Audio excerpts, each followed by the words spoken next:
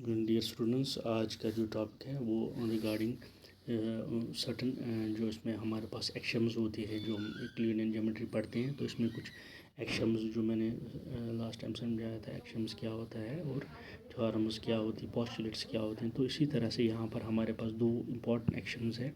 इसमें कहता है कि अगर एक जो है रे दूसरी लाइन पे एक दूसरी रे पे स्टैंड करती है तो उसमें जो एडजेसेंट एंगल्स का सम होगा वो 180 होगा। एडजेसेंट हो गए जो साथ साथ, जैसे हमारे पास एक रे ए भी है तो उस पर एक लाइन जो स्टैंड ओ सी का रे है, तो इसमें जो एंगल्स है, एंगल ए ओ सी और एंगल बी ओ सी, उनका जो सम होगा वो 180 होगा। तो जो है यह इसका कन्वर्स क्या होगा कि इनका जो सम है 180 होगा। वो कब होगा?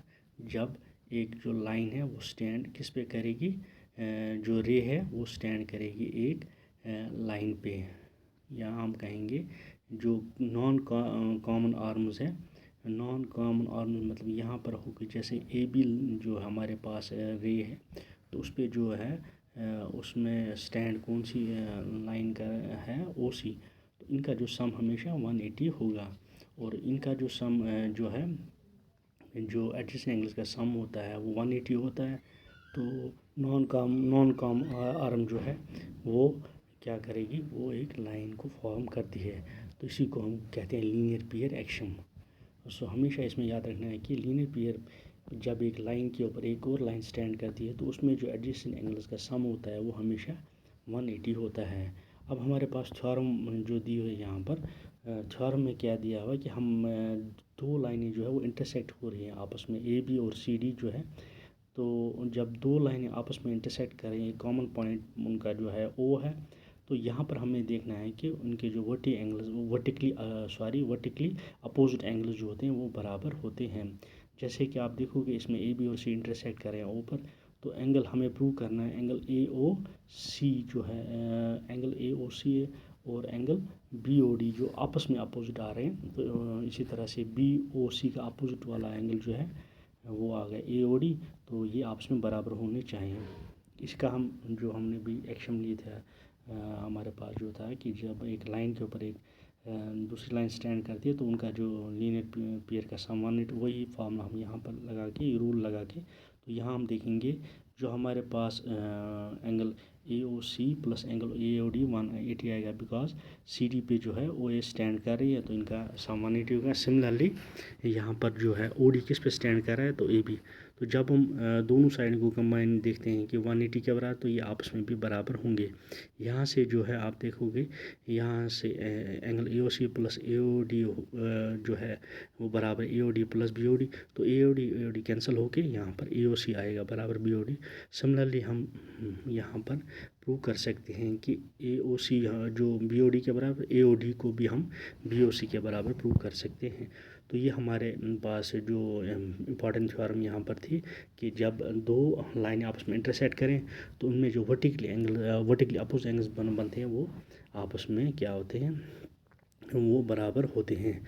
तो नेक्स्ट वन है कि अगर हमारे पास एक ट्रांसवर्सल क्या होगा कि एक और लाइन है, जब वो दूसरी लाइन को क्या करती है, इंटरसेक्ट करती है डिफरेंट पॉइंट्स पर, तो वहाँ पर जो एंगल्स बनते हैं, तो मैं यहाँ पर आप देख सकते हैं कि हमारे पास दो लाइन एम और एन है, इनको एक और लाइन काट रही है जिसको हम ट्रांसवर्सल कहते हैं। तो यहाँ पर जो है वो दो पॉइंट्स पर इसको इंटरसेक्ट यहाँ पर हो रहा है। तो यहाँ पर जो एंगल्स बनेंगे इस पी और क्यू पर, तो यहाँ पर कुछ एंगल्स है जैसे एंगल 1 और 5।